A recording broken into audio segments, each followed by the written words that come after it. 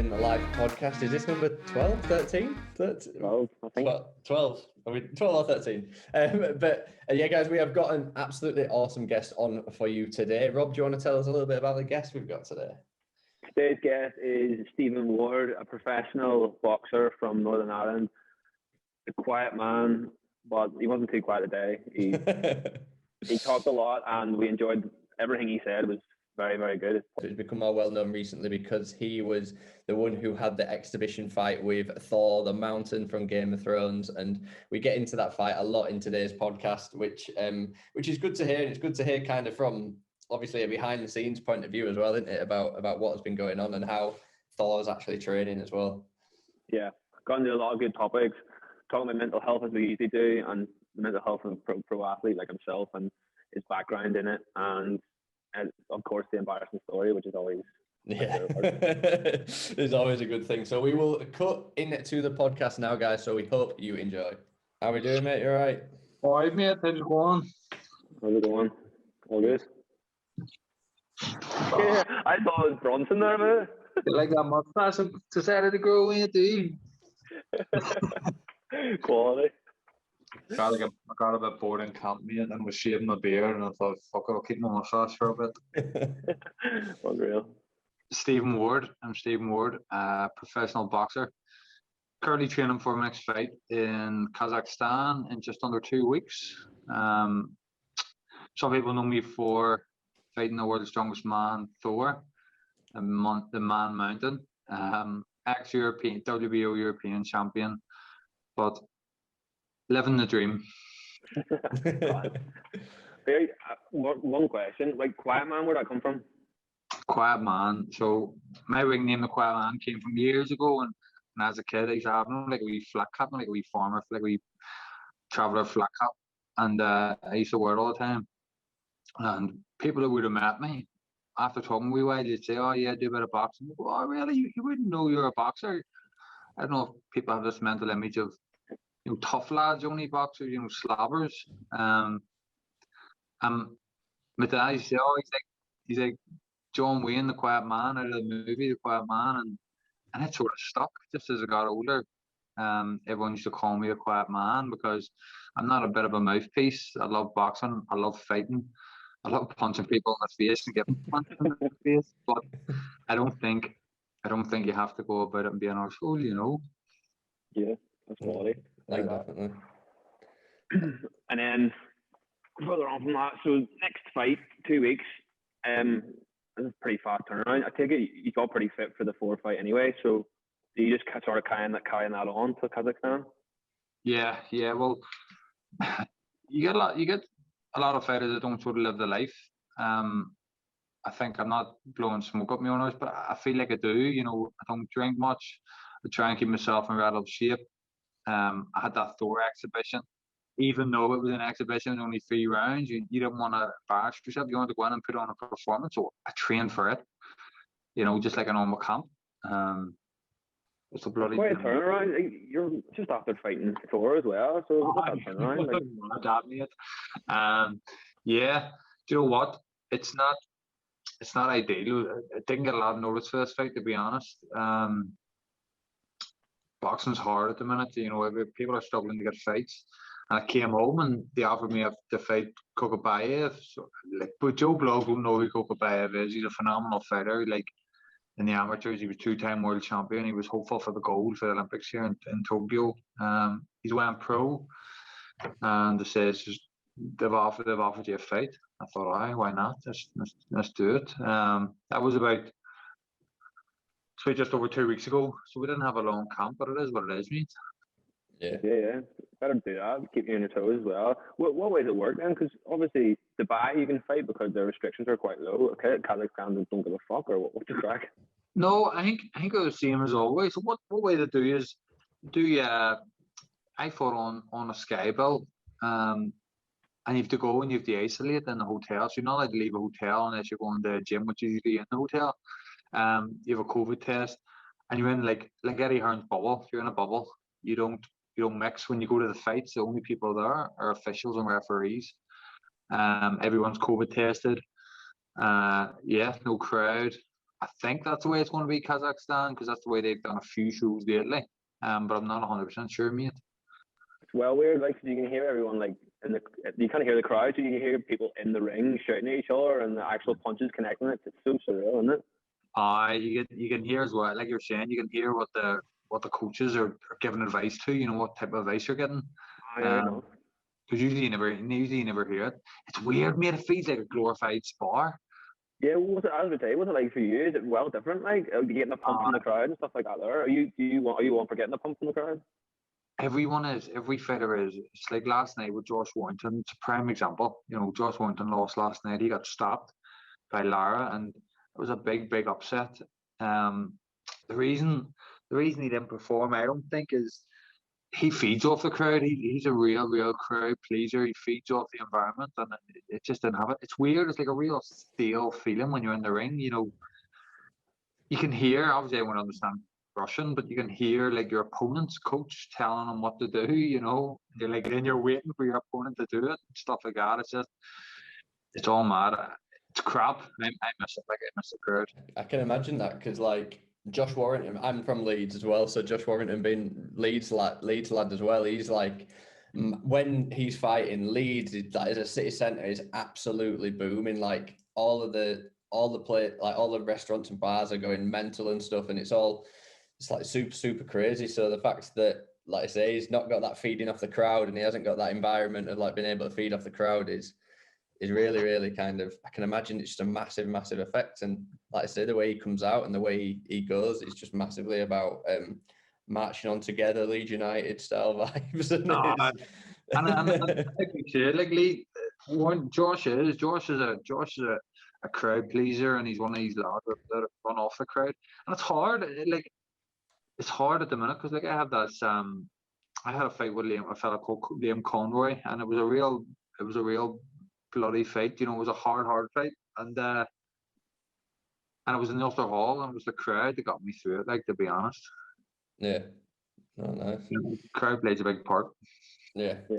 Going back to where we just skipped the whole Thor Bjornsson. We just skipped over him. Probably one of the biggest fights you've ever had, isn't it?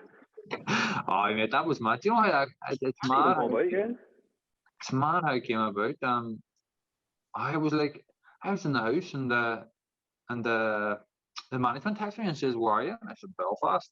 And it says, "Thor wants to meet you." And I says, "Who's Thor?" I expected someone with a hammer just to come flying through. I said, "Who's Thor?" And they said, "The Mountain." And I thought, right, this is a piss take. Like, who's called the Mountain? Thor. And I said, "Listen, go down to Grand Central. Thor wants to meet you." So I went down anyway. Fuck me, mate. The lift opens, and this fella walks outside. So he walks out of the lift sideways, because he's that wide. And I just got talking to him. He said he wanted to do a bit of training. I was going to help him do a bit of training. And he says about just helping him out. I picked him up, got him over to Monkstown, we done a few training sessions, messed about together. And then it just escalated. Then we were going to Iceland to do like a bit of sparring. And I was like, right then. And they said, right, we'll go to Iceland, do an exhibition, which is no winner, no loser fight. In his gym. I thought, oh, right, okay. Then they wanted to broadcast it. I thought, oh, right, okay. And next thing, it was in Dubai in front of a crowd. Mad. That's crazy. That's crazy. And I was just thinking in sports in general, like obviously you look at the Super Bowl, and the Super Bowl had bits of crowds and stuff, and I was like, what? It's like, what? It's like this pandemic is just going on hold for a second whilst we do all these sports events. Dubai it's like. Yeah, I know, everyone's in Dubai at the minute, aren't they? But that I'm gonna say, when I saw this fight come up, I was like, "There's not a chance like he's doing a televised fight before." Obviously, I kind of want to get your take on this whole Thor Eddie Hall kind of Yeah, thing. no worries. But yeah, I think like you said, that the idea of how that came about is very crazy, isn't it? Really. Is he as big as person, like, or do you think he's made up to be bigger than he is? Mate, he's huge. He's huge. Yeah. Like, he's lost down quite a lot for that fight, to be fair, didn't he? I think he lost. Am I right in saying he's lost 50 kilo? Fucking hell. Since his world record deadlift, I think you're right, actually, yeah. That, like, what's that in stone? That's about eight, 7.5 nah, stone? like 8 stone, something like that. Oh, What do you weigh then? here's a true story. When I stood on the scales, so they've done the full weigh-in and Dubai and all, and when I stood on the scales, what do you call it? I stood on the scales and I weighed 94 kilo. And the fella beside me who was shouting out the weights, I whispered to him and says, "Just say 98."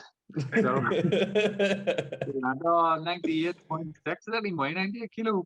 And then he got on and he was just something ridiculous. He was, I don't even know, I can't remember what he was, but he was massive. But I tell you what, he's agile enough for a big lad. I seen him. He dived in quite a lot in a strong foot, like, didn't he? His steps are huge because his legs are so big. Like, there's one step and he's over on top of you, like, isn't he? Aye, but the thing I was surprised about him was, to be honest, was his ability to move. You know, I thought he was going to be so slow and so, you know, robotic, and he wasn't. He was pretty agile for the size of him. You don't get many lads his size and being as agile. Obviously, there's places he still needs to drastically improve on, but he wasn't bad. He wasn't bad for only training full out. What's it like taking a punch from him, like? Do you know what? It was alright. It didn't really hit me much. It was the aftermath. Like, so he threw a punch at you and the punch missed. It was like his throw. It was like his forearm or his bicep. It was like a bat. It was like a bat swing. So like when he swung, when he would throw a punch, it was like a bat swinging. And then there was that shot when he threw a big looping left hook and I hit. And knocked you off your feet. Oh mate, I felt like I got hit with a demolition ball. Like, it just took me clean off my feet. Yeah, a punch to the shoulder, the back of the shoulder. All the boys in the gym front and all keep saying I got dropped, but I don't. That's always slagging. Like, you in that gym, you could always get at each other, aren't you? Class. Oh, it's brilliant, mate. It's brilliant. It's really good because it makes training's hard enough on its own, and it makes it fun, and makes it laugh. Like, that's part of the reason I have a mustache, like, just to go into the boys to take a piss out of me, you know. Then after the Thor, I think it was only a couple of days after the Thor, I got a phone call, and boxing's taking a real hard turn at the minute. You know, people are seeing it more on TV, but it's the small shows that people, not every punter sees. It's the small shows that fighters aren't getting active. There's a lot of fighters that haven't fought in over a year, so a lot of fighters are taking opportunities, and I think it's good for the sport in a way because fighters are taking risks. You know, I might not want to fight like Joe Blogs, like Joshua and Fury. Would they have fought if the pandemic hadn't been on? Probably not. Yeah. And if they had fought, it would have been a way down the line. People are taking big money shots as well. Like, I think more than ever. It takes it, like, for these YouTube fights coming up, YouTubers trying to fight and fucking just putting a load of cash on the table. Like, someone's bound to grab it. It's mad. It's mad, and I really hate this fella. Logan Paul or Jake Paul Jake Paul's a wee cunt, isn't he? You're right, slapper, like, and you really want someone to hit him a slap in the face. You know, he's just being pure and out disrespectful. You know, boxing a tough sport, and yes, okay, he might be training like a full-time athlete because he has the ability to. There's nothing wrong with it. You know, fair play to him, maybe he is. But to go around, he's going, you know, talking about people's wives and stuff. Like, the things you don't do, especially in a respectful sport like boxing. Like, exactly. You know, I've seen that video, obviously, the Frampton, like, he was talking about it. But in your opinion, if someone threw 50 million on the table, like, you'd obviously take it as well, wouldn't you? Of course you would. You'd fight anyone, but it doesn't mean you still have to be an arsehole about it. Do you know what I mean? It's still in a position like Conor McGregor, he has the money, like, but him taking that fight, do you reckon he's acting out of emotion, or? Like, yeah. It's weird because if he says yes, it sort of feels like Jake Paul's winning. You know what I mean? I think you're right. I think he would be taking it out of emotion, and I think he knows he's probably doing Jake Paul more damage by not taking the fight financially, because McGregor has his finger in a few different pies now, and he's got the whiskey and stuff, and it seems to be going really well for him. I think you're right. If he takes that fight, it would solely be out of emotion. You know, there's no gain for him out of that fight. You know, what's he going to gain? A bit of publicity. Everyone already knows who he is. Yeah, he's very collected now as well, doesn't he? Like, seeing his last fight, he's no fucking taking the piss and all before, like, throwing cans or nothing like that there anymore. He's really calm, collected, shaking people's hands. It's good to see, like, I think. And you wonder, is that because he's got to where he wanted to get to? Do you know what I mean? Has he got to that platform now where he's maybe being him? Yeah, absolutely. Gone back to kind of his roots and actually enjoying the fighting rather than being the figure at this top of the sport, the personality at the top of the sport. Because I think it is the end of the day when you get these big guys in top of the sports. I think that's why YouTubers are kind of coming in and they're making these movements and all this noise, is because the personalities at the end of the day, that's what they're known for. And now they're trying to do something else, which is obviously, like, I've seen some of the stuff that Jake Paul's doing on like Instagram and social media stuff about trying to call out Conor McGregor and stuff, and it is just pure, like you say, pure disrespectful kind of thing. But kind of bringing that back round, obviously you've got the Eddie Hall Thor fight. You with the fact that you fought Thor, what are your thoughts on that? What's your take on two of the world's strongest men? Hopefully I'll be on the undercard of it. I've already said the big door to get me on the undercard, so hopefully that happens. Yeah, two big lads. Do you know what? I've more respect for them two lads doing it, to be honest, because they're sports people. You know, they're in a tough sport. The strongman, which is a hard, and it wasn't until I got talking to Thor that I realised how tough a sport it is. Like stuff you don't realise. Like he was telling me, you know, it's such an uncomfortable life being a strongman. He says, you know, you're always tired. You can't walk down the street without being out of breath. Your jaw gets sore. The amount of food you have to consume. You don't fit anywhere. He says, like, it's not a comfortable sport and a comfortable lifestyle, which I never thought of, to be honest. Yeah. Again, actually. Yeah. Like, he was saying to me, imagine every time he says, get on a plane, he says, you don't fit. He says, you walk down the street, he says, you're sore, your legs are rubbing, you're tired. He says, like, you're always constantly hungry. He said, like, and his words, you know, it's not as enjoyable what people think. It takes real dedication, which I'm sure you both already know. Like, you don't think about that side of things.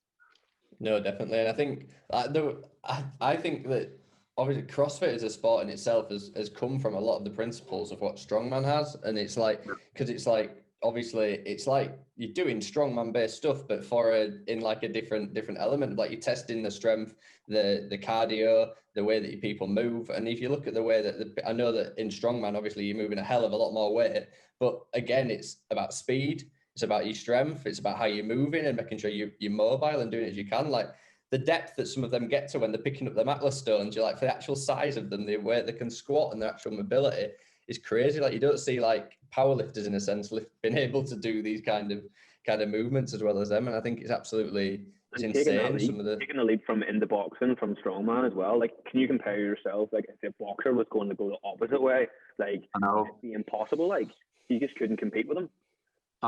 That's the thing. I mean, is that, you know, it's a drastic change, like for everything, the type of training you need to do, you know, the whole body system. It's a complete and muscle memory. It's just completely on its head. I think you'll have to see though, like there's a lot of athletes try to go to other sports. Like I don't know if you follow CrossFit or anything, but there's the CrossFitters are all going to the bobsleigh at the minute.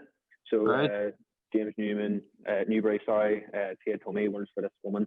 Like they're all going under the bobsleigh team to try to get the Olympics. But see the rate that they're pushing at their bobsleigh at because they're all their power from doing CrossFit. It's scary. Like the sheer power.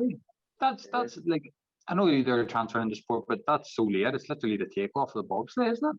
Yeah, absolutely. Yeah, because there's nothing else. It's like a contributing factor in there, is there?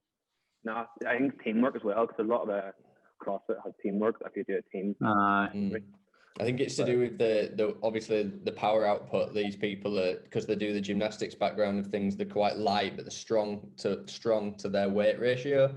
And I think the fact that obviously if they do that, then they've got the body coordination. They know how to move. They probably know how to transfer the weight and lean with the corners and whatever.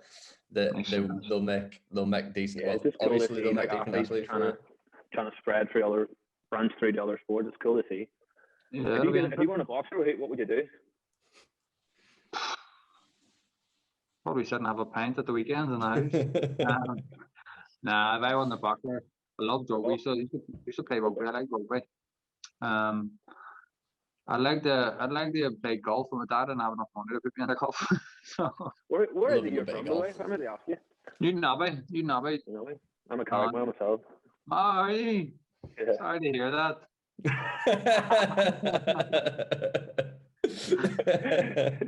See that going like. Carrick. You've always been amongst them boxing club then? Yeah, I mean, I've always been a Monkstown. I was at Monkstown, started when I was 11 years old, 30 now. I was 11 years old. I was amateur in Monkstown until I was 26, and then I went pro. So yeah, but I still train in Monkstown from home, pretty much every day, most days. You always wanted to go pro, or did you want to go to the Olympics and do that sort of way? So what, mate? It's an interesting you say. I had no interest in pro. I had no Really? interest. Yeah. I just wanted to achieve. I wanted to go to the Olympics. Wanted to go to Commonwealth, which was lucky enough. I was happy enough to achieve, and I got a silver in the end in 2010. Loved the amateur sport, but never had any interest in going professional. But Why then was that? boxing came to an end for me. I met my wife and with 2 kids, and they had to put bread on the table. So when I stopped boxing, I went and got a job, and every day, mate, I was going to work just thinking about boxing. It's all I thought about and all I wanted to do, and I missed it. I'd have done it from I was 11. From at a high level, you're representing Ireland and Northern Ireland. And you live the life. You know, you travel the world and you train twice a day, 6 days a week, and that was just your life. And then when it stopped, it was hard. Probably got a bit low as well. I got a bit depressed. I depressed, and I fought with the missus more, and I just wasn't ready to give it up. And Yeah. I got talking. There was a time MTK, but they're MGM at the time. I got talking to them and said about they'd love to have me and sit down with the wife, and we worked out bills and how long we could train for, and yeah, and just give it a go, mate. Awesome. Did you do it part time then, or was it just all in? No, all in. It's not the type of sport you can do at part time. It's very, very hard to do. So the first couple of laugh back now, like it's paying off now. But when I first went pro, I was training in Manchester. So I went over to Manchester. There's a fellow there called Oliver Harrison, who's sadly passed away now. He trained me for my first year of my professional career. He was in Manchester, so I was literally come over to Manchester for maybe 3-4 weeks at a time, and I had a young family at home. I couldn't go home because I didn't have the money to go home every weekend. I was living in hotels and Airbnbs. I invented this thing which Fram keeps me going about called the kettle diet. So I had very little money, mate. I didn't have 2 litre. Well, I had money, but I just needed to be careful because I had bills at home and I was trying to do training camps. And so when I was staying in a hotel, I used to go down to like Aldi. I used to buy like eggs and broccoli and stuff like that, and I'd bring it up and I'd stick them all in the kettle and hold my finger on the button, right? Swear to God, mate, swear to God.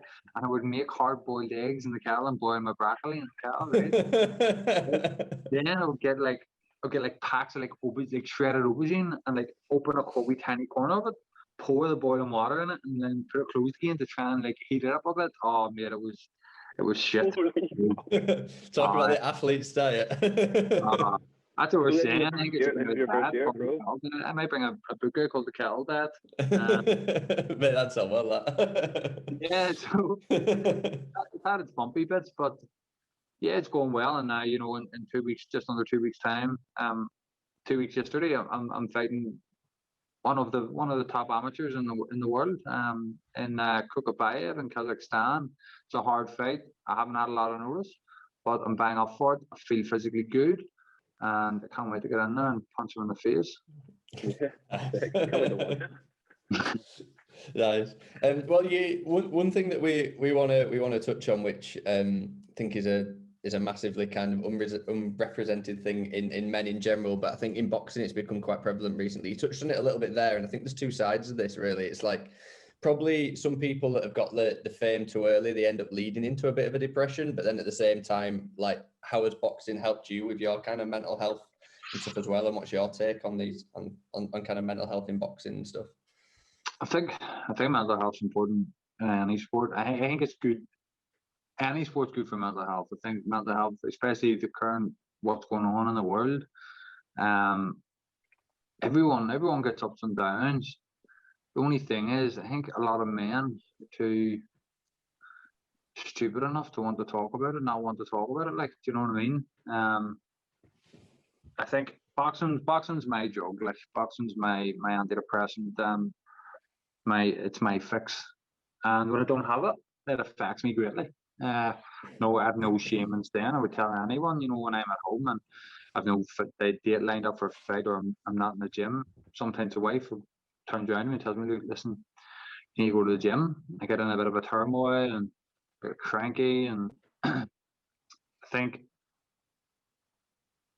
everyone needs to feel like they have a meaning, and whether that's going to the gym. There's a young fella I talk to quite a lot now who struggles with mental health, and with him, not like I'm not as like guide or anything, but for him, it's silly things like We sensei.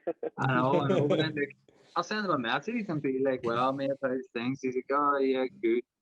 You know, but to make him accountable, things say, "Well, what's a goal of days?" Like, oh, I'm gonna try and do 100 press ups throughout the day, and I'm like, "Good lad." You know, it's these wee goals. I think mental health and sport are closely connected. You know, with the endorphins that you get and you poison yourself in training. So for me, I need it. It's something I think when I stop boxing, I'll still train because I need it. I need it physically and I need it mentally.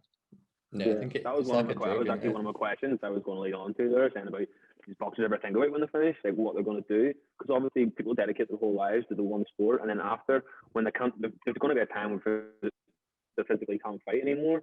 So do they turn into trainers, or do they take a completely different route? What do they do? It's hard. You know, boxing is a real working class sport, and as terrible as I say, you know, less than 1% are able to retire financially stable. Most fighters go into either training, which is being a trainer is not a lot of money. You know, you're getting 10% of a fighter's wage, which early on isn't a lot. You might be getting it's just as much time as well. You're in the gym, just as much time as the fighter is. They're constantly having to organize sparring and stuff. Usually you find, to be honest, there's a lot of fighters when they stop fighting just get a bog standard job and they just work the rest of their days. There's very few that are financially stable, which is scary. You know, which is scary because I think when you're living the life of an athlete, you only ever think about now. You don't think about the next fight. You know, you don't think about after that. That's probably the most important thing to do, though, as well. I don't think any athlete should do that. No. Think about it now. We were actually talking about Matt Fraser last week. How whenever he was coming up through in the CrossFit world, he's the first man in the world. If you don't follow CrossFit or anything, but he said about the things he had to drop. Like he said, it's his best man's bachelor party. He says that he can't go training, and the things he had to sacrifice. Even his wife understood that he had to make sacrifices, and he sacrificed his was mad, like.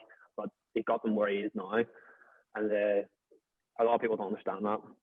Yeah. There's a lot of sacrifices. Even like I was funny. I posted up earlier on. Since me and my wife's been married, I haven't been home for Valentine's Day yet. You know, saved me a fortune. But big cards. Don't, because they didn't even send the card. I feel bad now. But yeah, there's a lot I missed. I've missed all my kids' first days. I missed the weddings. I've missed, believe it or not, I've missed funerals. You know, which people don't necessarily want to go to, but you should go to to support your loved ones. I've missed them.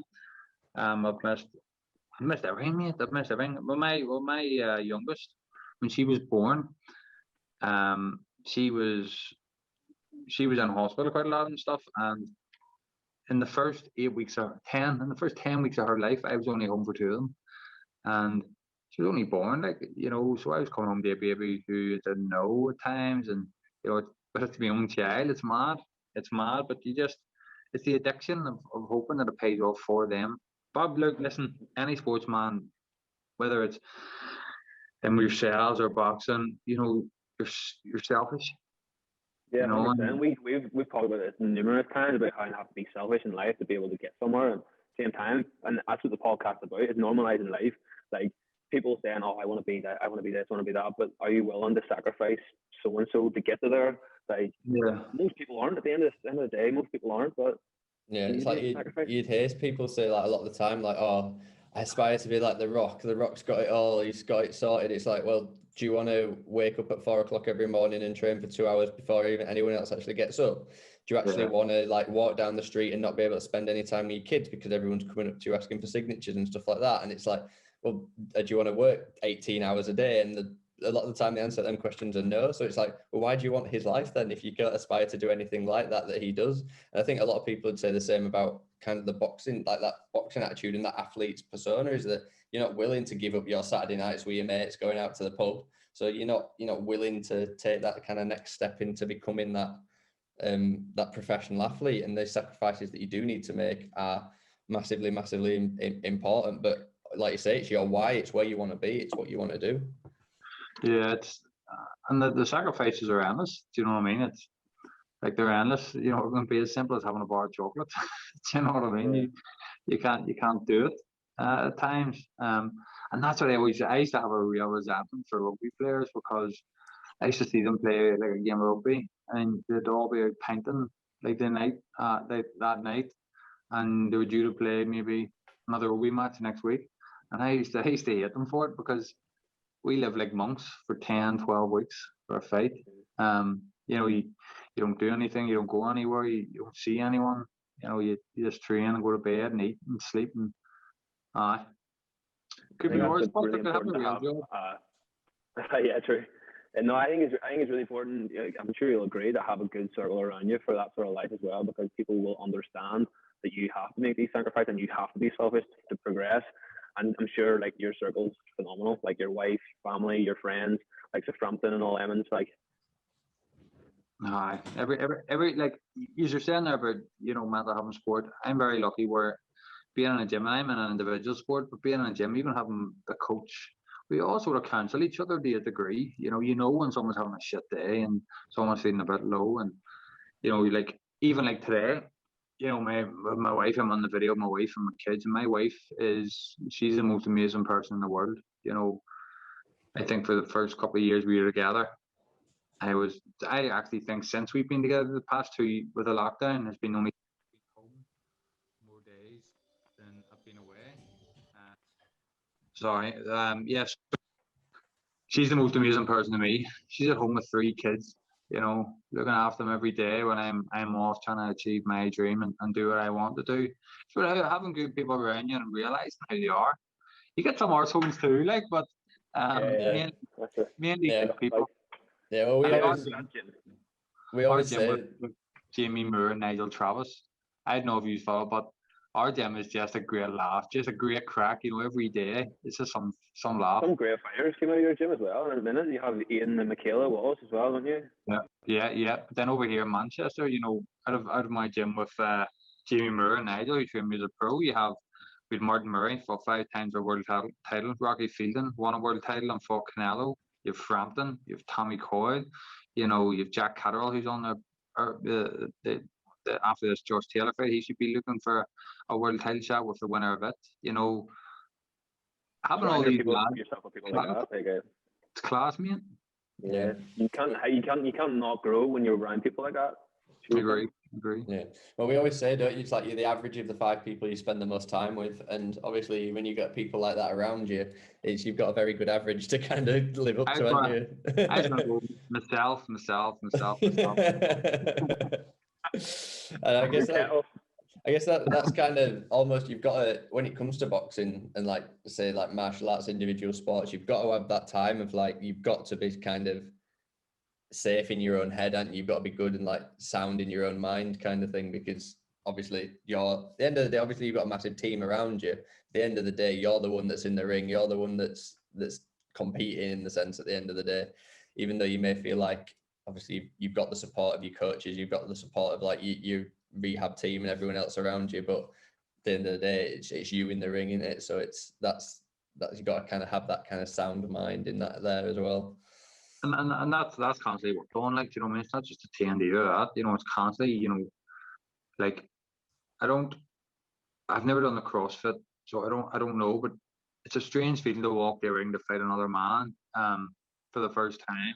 Like when I still remember doing it when I was young, and to sort of try and keep that sound mind, it's constant reassurance of writing stuff down, how good you feel, and monitoring training to see that you're physically improving, whether speed or whether it's recovery or something like that. And then sometimes just taking a step back from boxing, and whether it's sitting down and watching miscongeniality or whatever it's called I was watching earlier on. You know what I mean?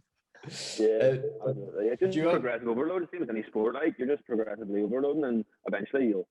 Would you say you're at your peak now than you ever have been? No, I would say after I beat this Kazakh, I'll be at my peak. How do you don't seem like a very angry man, like at all. Like how do you get yourself fucking worked up before a fight? Like are you ready to go? Like how do you get yourself psyched up? Yeah, I think I get psyched up naturally just due to the challenge ahead and the task you know that you have. Boxing's a very controlled sport. You know, if you go in, it's very fine. Like any sport, you can be overhyped and underhyped. You got to find that balance. I think on the way in the fight, my worst time personally is the lead up to a fight. That's the day before the fight. I love fight week because usually most of the hard training's done and you're trying to let your body recover as much as you can, trying to make the weight. But the day before and the day of the fight, waiting to get there, I love getting to the venue. You know, the way we're sitting talking now, it would be a different story if this was the day before a fight. But I love getting to the venue when you walk in and you can hear the crowd, or you just know you're there and it's time to go. It's like walking into a big room and someone closing the door. You can't go back. There's no way you can go. You know, you just sort of have to put your big boy boots on, get ready, and perform. And I think when I'm in there personally, and I'm in a hard fight, it's always that feeling in your head that he's feeling exactly what I'm feeling. It's just about who's going to come off over the top of it, you know. Do you have any kind of like pre-fight rituals or anything that you make sure you do kind of before you go into any fight? No. Do you know what? A lot of people do. They've stuff on their shoes and they've sayings. I'm trying to sit here and think about. I don't think I have anything. Because I think it's all a bit of crap. Yeah. I think it's like the old saying, you know, the harder to train, the luckier I get. No, I don't have anything. I suppose I have one thing in the corner. I never look at the opponent in the eye because on my first couple of professional fights, the trainer was training me, Oliver Harrison, before he passed away. He never had me look the opponent in the eye. I didn't have a reason for it. He used to rub the back of my neck when you were face to face in the ring. Obviously you look at each other when you're fighting, but when you're touching gloves and the referee's giving your final instructions, I always look down, and I still do it to this day. Don't know why I do it, but I'm scared not to do it now. That's pretty cool. Like, yeah, because I guess like if you were gonna flip that around, some other boxers would see that as being a bit of like weakness, I guess, in a sense, isn't it? Because like some of them are like, look me in the eye and see, like, you're ready, confident kind of thing. But if you're just like quietly confident in yourself and you're just happy to just kind of sit and let them do all the building up and you just kind of execute on your plan, then it's perfect situation, isn't it? I think the more I've thought about it as well, I've thought, you know, say I use 0.5% of nervous energy in this third down in the middle of the ring. That's the 0.5% that I might need in the 10th round. So I don't really care. I don't really care if he thinks I'm a pansy. Like I generally don't care because you'll know about it when I'm punching him in the face in 10 seconds. Do you know what I mean? Yeah, absolutely. That's good. That. What would weigh-ins seem quite intimidating? Have you ever been in an intimidating weigh-in where you're sort of getting an eyesore? Yeah. Me and Steve Collins Jr., so Steve Collins' son, when we weighed in, I always remember that one. We were meant to do a head-to-head and in the middle of the ring and face each other. Weigh-ins are always intense because you're just depleted. You're angry, you're hungry, you're thirsty. There's a good chance you've had to lose over 10 pounds in the past 12 hours in the gym. You know, you want to get on the scales. Your emotions are flying. You want to get on the scale, get weighed in, and refuel. That's the short of the long. That's why it's so intense, and that's why people are at their most vulnerable as a fighter. And I remember standing on scales and made weight, and the one was to do a head-to-head in the middle of the ring. And Steve Collins was over on my right-hand side of the stage, and I just got off the stage and just bombed straight over to him, and we were head-to-head and over in the corner. You know, we're at a view from the camera and everything. It was just because emotions were high. I was struggling for the weight. I had to take a lot of weight off, and yeah, emotions were just going. But it's good. It's exciting. It's exciting for the punters watching. And yeah, it sort of depends what type of opponent you get. If he's a mouthpiece, you could find the weigh-ins as an opportunity to really get under someone's skin. You know. I'm gonna say that's where a lot of like kind of promotions of fights are done, isn't it? It's like building the anticipation and the angst and like the hate between the two fighters in these weigh-ins and press conferences and stuff. That obviously that's where more people are like, oh, I want to see these two guys because they hate each other, kind of thing. But that's it. If I brought you into a 12-week training program, and then about a week before I told you, right, I'm not going to give you for this week, I'm not going to give you no carbs, you're not allowed no salt, you're not allowed no sodium, you know, you're water loading, you've got to be drinking 8 liters of water a day. And then the day before the weigh-in, say, right now you have to lose another 12 pounds. Yeah. And if I put you on a stage with my mum, you'd want to kill her. Yeah. You know, well, mate, I did a bodybuilding competition, and my last week was very similar to that. About kind of it would be, yeah, with the background of kind of just drinking a shitload of water, completely cutting out salt. Or like I cut out salt before, so it's obviously it's a mad science, isn't it? Doing that kind of the losing weight and stuff and making your. For me, it was obviously getting lean as I possibly could, but for you, obviously, it's just losing as much weight as you can. I was gonna say, is there any kind of like crazy stories and stuff you've had about making weight and stuff? Like, have you spent obviously like spending hours in a sauna or whatever, or these kind of things? What kind of things do you do when you need to make weight that last little bit? I've had a few nightmares. I used to fight. I've just moved up there, which is why people are thinking this. You know, people are saying I have a bit of balls taking this fight with Kokobayev, because I've only moved up to this weight, a cruiserweight, which is. So I used to fight at 12 stone 7. The weight above is 14 stone 4, because that's the biggest. It's 25 pounds, the biggest jump you can get in professional boxing. And I was always in the in between. It was maybe a bit small for cruiser, which is the 14-4, and I was just too big for the 12-7, the light heavy. And then in my first loss, my first defeat, I fought a fellow on Sky Sports called Bolotniks, Richard Bolotniks. Good fighter, very good fighter, one of the top fighters in the world actually now. And I was struggling to make the weight. We planned to move up the cruiserweight from light heavy, but we were offered into this tournament. There was massive gains to be made if we won it. We thought we could win it. So yeah, we said we'd do it. I remember how grim the week was. It was bad. Like, it was bad. I couldn't eat anything in the hotel. So I was in the hotel for a week. I couldn't eat anything in the hotel. I brought cooked plain dry chicken breast down with me for every day, and hard boiled eggs. That was it. That's all I consumed in it for a week. Just pure fat and protein. No sodium. I was water loading. And I remember I was doing a thing called what we call a wrap up. So you get into a bath full of Epsom salts for 20 minutes up to your neck with a wee towel, a wet tea towel over your head. And you lie on it for 20 minutes. Then you get out of the bath, you get into a sweatsuit. But you don't leave the bathroom, because that's where all the heat is, all the steam. So you get into a sweatsuit, you put the sweatsuit on without drying your body, put the sweatsuit straight on, put a hat on, put socks on, and there's a duvet in the bathroom, and you roll up in the duvet. And you lie in it. Mate, and you lie in it for 20 minutes. That's called a wrap up. You should never do it more than 3 times, because there's a chance you'll, I think, die. Fucking hell, I think I'm going to do an Holocaust. Mate, listen, it was grim. So I done it twice. So I done 20 minutes in the bath, 20 minute wrap up, 20 minute bath, 20 minute wrap up, and I lost a quarter of a pound. Oh, fucking hell. I lost a quarter of a pound. That's how dry I was in the weight. So I spent the next hour under the duvet, wrapped in a suit with a cup, and trying to spit into the cup. But it was just fluff coming out of my mouth. I was too dehydrated. Yeah. Then we went down to the scales to weigh in, and we were still a fraction where we had to. So we took our boxers off, and we could make the weight. So, but that was the grimmest weigh-in I've ever had. It was. You made it though. I made it, but then I got knocked out in the first round. So. That was the one fight you've lost, isn't it? Yeah, that's the one I've lost. And do you put that loss down to the fact of how grim that week was going up to it?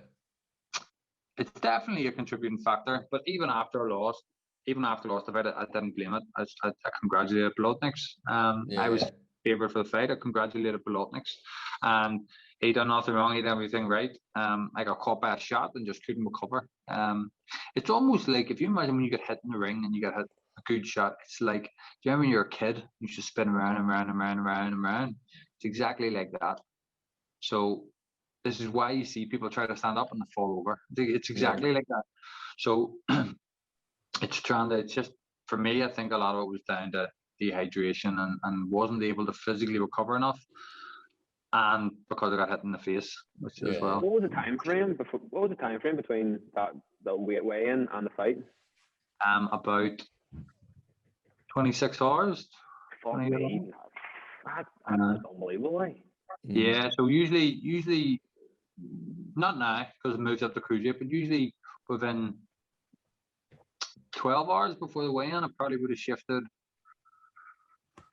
14 pounds maybe. Do you have the cup for this fight coming up? No, I'm doing good at this fight. I'll have a wee bit of a cup, but not much. I've been lucky enough where I was in the gym, so I haven't got too heavy. As I say, it's a massive jump from 12.7 to 14.4. Yeah. But which is good, which I'm almost enjoying, because I can go over this fight with Kokobayev. He's the favourite. I can go over this fight and I can be replenished, full of energy, have good nutrition in me, and be flying. Yeah. How like right now for your nutrition, what do you have someone doing your meals for you? Do you have kind of set calories that you're on? What's kind of your nutrition like at the minute? Are you doing all your own food? Yeah, I always do my own. I was a lot stricter when I was light heavy. I used to weigh everything, and I wouldn't have had outside. I wouldn't have ordered anything because calories were that tight. Now it's a bit different. It's been hard this camp, to be honest, because I was struggling to get people to stay. Staying in hotels and like doing these deliveries, and it's not as handy. There was a fella doing meal plans, but I don't know whether he stopped it or what the hell happened. But yeah, I'm lucky enough, but we've good people around me, nutritionists and stuff. Fella Tony O'Neill, where I can bounce ideas off.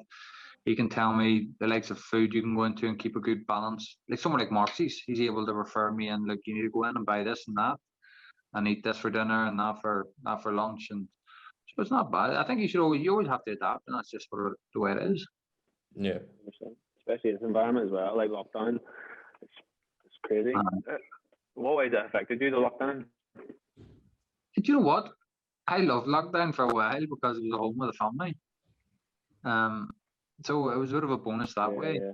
But this one's alright. I'm happy enough for my own gym. This one's different because there's not really anywhere to go or anything to do, or even really go for a walk, which is a bit shit. But it's alright. It hasn't really affected me that much, to be honest. I've actually, would I have probably got this opportunity with Kokobayev if there was a lockdown? Probably not. Yeah. Thor was before all lockdowns? Like I can't even remember. I think it was slightly before, but it was meant to be, as I say, it was meant to be in Iceland. It was meant to be in Iceland, and then it got changed to Dubai, and I thought, why not? So how long were you training with him, or training Thor, sparring with Thor before? Didn't even do any sparring with him before the exhibition. I'll tell you why. I actually said, we'll do some sparring. He didn't want to, which I thought was a smart move, because this whole concept of him having a fight before Eddie Hall, who I think he beats. Is that your vote? Do you think Thor's got Eddie in this? Yeah, I think. You got favoritism? Yeah. Is that a bit of favoritism though? No, you know why? I've been thinking about it more and more, and the only reason is because he was above my expectations of how I thought he was going to be. He was better than I thought he was going to be. I think he's agile for a big lad. I think he's fit. I've never met a more dedicated athlete. Well, I have, but he's just as dedicated as anyone I've ever met. Like the way he was talking to me and the way he trains, he really lives the life. And he seems to have a good game plan, and I think it can work for him. But so going back to sparring, I said to him about doing a bit of sparring even in Dubai. I said, listen, do you want to do a bit of sparring and move around? And credit to him, he said no. he says, nah, because I'm not going to be able to do it, Eddie. I want to have to be able to adapt on my feet and learn what's in front of me. And then the referee came in. No one knows this. He's the first one I've told this to. The referee came in the day before, after the weigh-in. Yeah, he came in and says, "What he's going to do here? He's going to." Sorry, tell a lie. Not the referee. One of the guys at the bench says, "What he's going to do? Do you want to like move around for the first round, or do you want to like just do jobs?" And straight away, Big Thor was like, "Nah, I need this to be real. I don't want nothing. I want it to be the way it would be for any fight." Credit to him, like, because I think this is going to stand him good stead. I think he's going to do it again too. Yeah. Yeah. Keep the ball rolling. I think a lot of what Eddie will do is, I think his personality is more, I think, because obviously Eddie's YouTube channel right now is off the charts. I'm going to go on an unpopular opinion. Eddie Hall's a fucking dick. Like, straight up dick. I like him, man. I've never seen anyone that has small man syndrome and he's that big. Like, he gets on like he has to fucking beat everyone because he has to prove something. He got the world's strongest man. Like, just fucking move on. You know what I mean? Oh, it's mad. That's what I mean. I don't really know him, man. I've seen a few videos. I've seen a fake video of him hitting a bodysuit and some fellas putting out blood, which is just pretend, like, you know, it's just comical. But I haven't watched him or followed him, to be honest. I heard he's a bit of an elder. I just remember I watched his documentary on the 500 deadlift, and I don't know, maybe I've just read into this a little bit too much, but we're talking about kind of, because obviously, like, when he did it, it was like unheard of, like someone can't lift 500 kilos kind of thing, and he like had like a psychiatrist make him like teach him skills of like going to this super dark place where it's like, do you know, like you hear about these people lifting up cars off the children kind of thing? Yeah. And like teaching him how to go to this dark place so that he could physically lift up the weight and stuff. But and surely everyone would just be doing that then. I was going to get you an advantage in the sport. He's full of shit. This is my point proven, like. Yeah. And see, even when Thor lifted the 500 deadlift and it wasn't in an official event, like, he's like, nah, it's not a record because it's not an official event. He's calling him out and saying, just disproving him. Oh fuck, that really pissed me off. Like, just give him credit, like. Everyone, whenever I put up a post that I've got new fight news, everyone thought it was Eddie Hall. Everyone genuinely thought it was going to be fighting Eddie Hall. Who would you rather fight? Tough one. I think I'd rather fight Thor because I think he's technically better. I want you to fight Eddie now and then get a comparison. Come back on and give us a comparison. Triple threat. Just do a triple threat, man.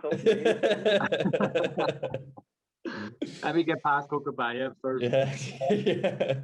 Yeah. No, I think that obviously this fight coming up is obviously a big opportunity, and where can, like, if people want to buy it, is it what's it shown on? Is it Sky Sports? So, no, they'll be streaming on IFL TV on YouTube online, which has like 800,000 subscribers or something. It's part of IFL TV. I think I'll be watching it. That's as far as I know. I don't know anything really much else. Is that a pay-per-view, or can you just go on and watch it? No, you'll just be able to stream it for free. Awesome. So loads of people can tune in and watch it. Yeah, I'll make sure that there's the link to that in the description of the video and the podcast, so people can go over and watch that then as well, because I think that'd be awesome, mate. I think your head's screwed on in the right place with it, and I think you're calm and steady. I think it's good. No, I'm looking forward to it. And like, I'll be honest, once the fight was announced, I had a few fighters that I know message me and say, look, this is a hard fight. And I look back, but why not? Like, why not? Why not? You know, why not fight him? He's only 2 arms, 2 legs. I can't wait, and I genuinely can't wait for the fight. It's one of these fights that I think it's because I'm being made out to be the underdog. I think it's motivating me even more. I absolutely. People doubting you is always fucking class. I love Brilliant. It. You feel like you're going to this fight with nothing. You've no pride. You literally just go in and give it your all. On the upside, there's not any downside. Yeah. Awesome. Yeah. I give you a text there and said at the end of our podcast, all of our guests have to give an embarrassing story, because it is about normalizing life and saying things that are embarrassing so other people hear it and think, oh fuck, I've done that too, or something like that there. So do you have any embarrassing stories to tell everyone? I was thinking about this. one of the things that embarrassing, but it was because of a bet.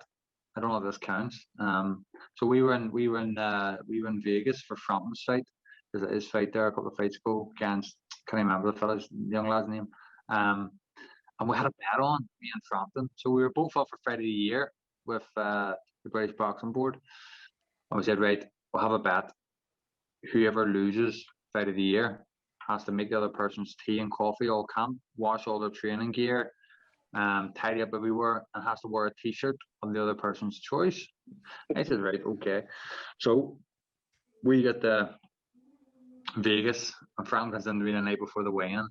You go to weigh-ins are busy. There's a lot of people, a lot of cameras, TVs, and he comes in and throws me this vest. And he said, listen, you have to wear this because you lost the bet, because he won Fight of the Year, which we found out later on that he knew that he won it, and we were. And he made the bet. He made the bet. Right? No, he was shit. But so he threw it, and I read the t-shirt. And I said, "Oh, mate, you can't be going out wearing that." And he says, "No, you have to do it. You lost the bet." So we went to the weigh-ins, and we was I was in one of the big hotels, packed with people, and I had my jacket on. And Frank's going, "Take your jacket off, you fruit! Take your jacket off!" And it's going, right, take my jacket off, and I had to walk about the weigh-ins with this big t-shirt in the whole of Vegas. It says, "I'm not gay, but $20 is $20." I was walking about, and I was going right, but then it started getting funny, right? It started getting funny, and then we were walking through the casino to go to get dinner. Got to the restaurant, there was Gallagher's Steakhouse, and they wouldn't let me in. They were like, "No, you can't come in with a t-shirt on." Well, like, look what it says on your tab. You're not allowed in on that, right? So they wouldn't let me into the restaurant. So I turned around and walking through the casino, and someone fucking pinched my bum. Someone felt my arse. I turned around, and I was this big lad, and he looked at me and went, and I was 20 quid in his hand. That's probably one of the more embarrassing things that's happened to me lately. Like, to be honest with you, I probably would have been okay until I would get my arse felt. Yeah. Walking through a casino with that top on. I just winked at him. You got to play to it. You got to play to it. That's class. No, I just like smiled and walked off. What do you want to do? But you didn't have your mustache, that was why. No, I didn't have my mustache. No, my mustache. This is isolation. This is camp life. It just I had a full beard, and I got bored and hacked through it and just thought I'll keep my mustache. Nice, can't complain at that. I gotta love it. I done the same first lockdown. I got the wee curly one on. Did you? I did. No, I shaved my head first lockdown. And yeah, when you're drinking the wine and all, you're in Italy, you drink the wine like that, did you? Absolutely. I would look proper Italian. Like I went done a CrossFit competition and all that. Look well smart. Good lad. What's the crack with CrossFit? Is everything going ahead at the minute? No. It's all online based, so all the qualifiers I think it's going to be from the house, but they've completely changed it. So there's like limited equipment, no equipment, and then full equipment for people who have access to the gym. So it's going to be 3 different completely events. I think like 3 different like the events are going to be scheduled for different equipment I have. I don't know. It's fucked up. Like I don't know how it's going to work. It's all over the place, isn't it? Yeah. But, yeah, it's better. They're keeping everyone sort of active and all, and I think that's the most important thing during lockdown, trying to keep people active and doing things. Yeah, no, I agree. That's what we're trying to do with hybrid as well. We're trying to post out workouts for people to do, and making competitions to sort of help people keep active during these times and try to keep themselves accountable. Which is the most important thing. But that's it. It's writing down goals and having these goals. People say they want to do anything. I think the best thing is to put pen to paper every week. Sit down and do it, because then you're accountable, like, aren't you? Yeah. I'm gonna say, do you do much in like terms of maybe like meditation or journaling or like kind of gratitude, any of these kind of things? A journal. I write down journal. I haven't done a past few years, but yeah, usually I write down I write down every session. I'm a bit of an OCD that way. I like to write down session. I record my heart rate. Do my heart rate in the morning, and this isn't like, listen, people have the wrong idea of professional boxers. It's a working class sport. Like, this is all off my own bat. This is me trying to educate myself. I check my heart rate in the morning. If it's too high some morning, I know to have an easier day. But yeah, I'll record my training. I tell you what I am doing. I started doing that Wim Hof. Oh yeah, the breathing. Yeah, the feeling is euphoric. Like, you do the cold water as well, like? Nah, I don't really like cold water. You see the Wim then? Still do the Hof? Like, you're lying in bed and do the breathing. I haven't done it today, like, but I was doing that but the only reason I was doing it is because I I read somewhere it can help speed up recovery, and I was just looking at 1%. Yeah, that's savage. No, I've heard a lot. It works for a lot of people. I think it's a bit too culty for me personally. But Yeah, I agree. Well, I was like that too. But then when you do the breathing of it, right? So I send it on WhatsApp right after this here. So I put just out of curiosity yesterday when I was doing it, I put an oxymeter, no, goes in your finger, tells you your oxygen level and your heart rate. So I put one of them on when it was. So yeah, you do the breathing then out and out, then breathe out and hold. So you don't breathe in and hold your breath, you breathe out and hold, right? I done 3 minutes and 25 seconds or something, right? But my oxymeter, the oxygen level, now if you go below 90 in the hospital to put you on oxygen, it's hitting 53. Fucking hell, that is low. That's fucking. Level, I'm like, my background's in physio, mate, so I know a lot about that kind of shit when it comes to the respiratory side of things. It was 53, and then That's crazy low. When I breathed in and breathed out, it went straight to 100. Okay. Wow. I mean, I think when it comes to these, it's like you train your body to utilize the blood, like you train the capillaries in the muscles and like the small blood vessels to utilize the oxygen in the blood better. So I mean, I'm not gonna go into this like I know it. I'm guessing here with what I can kind of get from like muscle and blood vessel science stuff. But yeah, I can imagine it's like all about progressive overload of like you're progressively making your muscles adapt to use oxygen better. I guess I think it might be a similar idea of kind of what the idea of altitude training does, of like obviously you get used to using the body where you get used to using your muscles with less oxygen. But that's interesting. That I love shit like that. I think it's so. I'll send you the video and you can see, because I couldn't believe it. I was thinking 53, but then I started freaking out. I was thinking, I'm gonna die here. Someone's gonna find me in this hotel room in a few days, because no one comes into your hotel room because isolation. So it's like, how long am I going to be lying here dead until someone finds me? Yeah. Smells you. Yeah, man. Well, it's like I'm massive on meditation. Like I started getting Rob into it a little bit. I love it, me, and like I'd be going about it all the time. It's not about what you gain from doing it, it's about what you lose, and you just feel like so much less stressed. You lose your stress, you lose any anxiety you're carrying and these kind of things. And I'm massive. You what, sorry? It's hard. Yeah, it is. It comes with the practice, and I find that because everyone thinks that it's like, oh, just do meditation and it's done, and it's about obviously your mind wanders and you need to bring your mind back to the present, and it wanders and it comes back to the present. You might stay there a little bit longer, then it'll wander again, and it's building up your reps, and it's building up kind of as you would a muscle. You need to build up that awareness. Yeah. But I think when you do get to a point, like I've been doing it for about 3 years, but I think it took me about a month and a half to get to this point of where I stayed in this kind of Zen mode or flow state, whatever you'd call it. And it's like just presently in the moment. It feels class when you actually get there. It's like a feeling that people chase. It's helped me. I've been doing it for the past 2 weeks now, but it's more helped with stress. Like I've got a habit of just putting on fuckloads of stress on them. Like started that hybrid academy, obviously, and then I still work fucking 10 hours a day, 12 hours a day, and then I come back and I have a load of training to do 3 hours of training when I come home. Like I just put too much stress on myself, and the meditation it has helped with that, just sort of release, and it makes you focus on what actually matters, and then puts away all the other shit. I just don't know if I'm dedicated enough for it. Do you know what I mean? Like it's like you're saying, it's like a work. You need to be doing it, or you need to be doing it often and frequent, like, don't you? Yeah, I just pick a same time of day. Like it's all about habits, isn't it? Like Atomic Habits, the book we both read, very, very good book. Like, but at the end of the night, like before bed, I always do the half an hour mobility every night. So what I done, I just after the mobility, I would go straight into meditation. So you can't not do it. No excuse. If you can do mobility, you can do the 10 minutes meditation straight after. Like,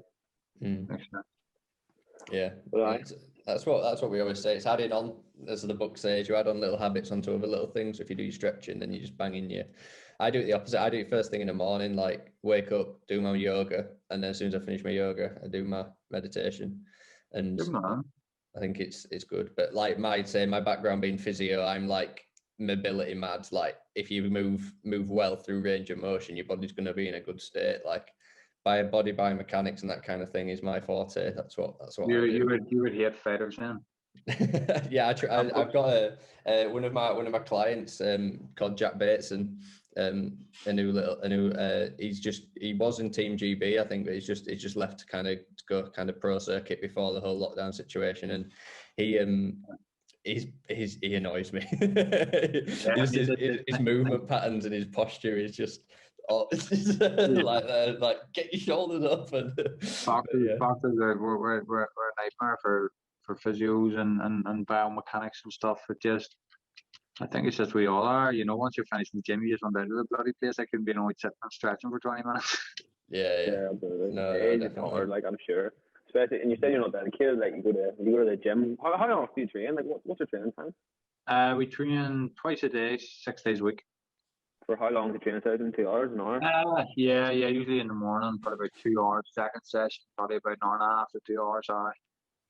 All like certain cardio in the morning or something like that there, and then more physical. Every morning we do, and this is the side I'm talking to you about. Like it's a working class sport. Every morning we do boxing session at every morning, and usually about 10, half 10. Then later on your own session, I have a fella that sorts my S&C out, but I go and do it myself. It's up to me to do it. It's up to me to go to the track. I was running today over here, and I got up this morning, and it took me a while to drag myself out of bed to go and do it, but I do it myself. But usually for me, it's Monday to Friday, in the morning boxing session. Then I have on a Monday, Wednesday, Friday night, I'll do some sort of cardio. Mainly sprints, not long at the minute because I'm moving up on weight.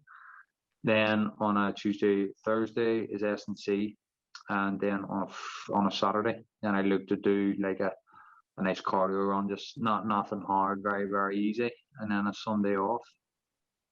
Good going, like Sunday rest day, but you look forward to that. Yeah, you do, but it goes quick. And here, you boys might be. Do you ever do? I used to do it loads when I was when I was back in the light heavy. Not so much now. Intermittent fasting. I did personally. I did do it for a little bit, but as I learned more about nutrition, I kind of learned they were a bit bollocks, really. I loved it. I loved it. Yeah, I think it's easier for losing weight. Like it is definitely, it's proven it's easier because really you're just lowering your calories by skipping breakfast. Yeah, you're just restricting the time that you actually eat. But I think for this like going into a bit more sciencey of it, but it's like kind of actually getting into the state of this keto. Is it? No, it's not ketosis. Is it? It's whatever it's called anyway. When you kind of get your body starts to burn fat rather than burning the carbs that you've got and stuff like that. It doesn't work like that. Your body doesn't, the way that it's meant to work doesn't work like that. I think in general, it's just the fact that it's easier to create a calorie deficit. That it's good. But if it's the same thing when it comes to anyone, when it comes to weight loss, it's the fact of that if it works for you, it works for you. It doesn't matter what anyone else has to say about it. I think when I retire, I think I'll always do it. When I retire, I think I'll do it for a lifestyle.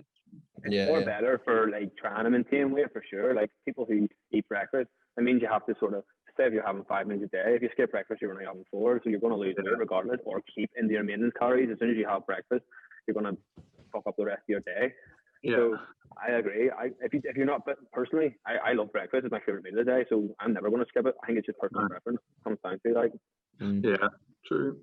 No, yeah, 100%. I think it's just down to what you feel works for you. I personally love training first thing in the morning, and I can do it without food. So I'm again, that's why I went down the intermittent fasting route, and I think that it's fine, it's great. But if you're giving yourself these time windows and you're saying like, oh sweet, it's past 7 now, I'm not going to eat again, I'm just going to drink water.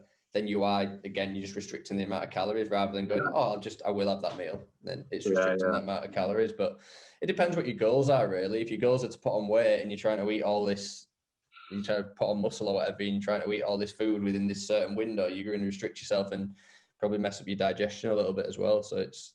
I think that next time I come home, hopefully Easter time, we'll have to meet up, get wee Jordan Swain down the gym, and then I'll give it a go, chill with you boys for a day and do it, mate. That'd be good. Enjoy it. It'd be good.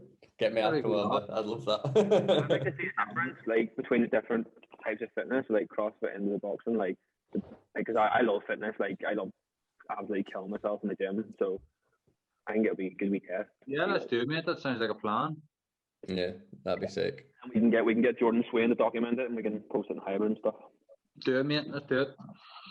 Awesome. But that was a really good podcast. Really enjoyed that. Thank you very much for coming on. No, listen, thanks for having me on, mate.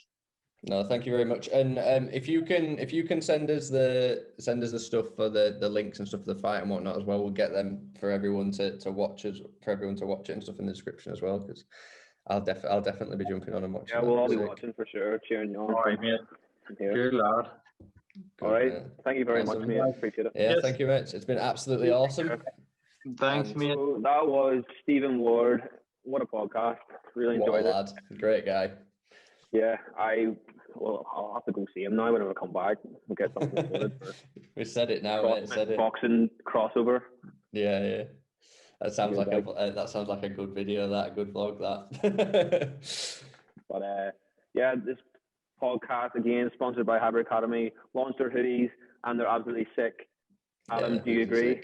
Hoodies it's the best bit of jumper based apparel that I've ever worn in my life, and I'm not even saying that. You hearing this? I'm not even saying this because you're my mate and that you're the co-host of the podcast. It is actually sick. Like, not even kidding. If I could say it twice, I'd say it twice. It's good. They really. I don't even know what, because I feel like it's biased because I'm your podcast host, but I want to get it across that I'm not being biased about it. It's actually really, really good. No, it's good. They're launched now, and there's plenty more coming in the next few months. So stay tuned, and thank you for listening to the podcast. Yeah. Have you anything else to say? NL10 to get 10%. NL10 for 10% discount. Yeah. Yeah, and if you are watching on YouTube, then please subscribe. Please check out the link below to subscribe to the channel where Stevie's fight is going to be. And if you are watching on any podcasting platform, if you can leave a review, that would be absolutely awesome as well. But thank you guys for listening, and we will speak to you next week. Bye, guys. Ciao.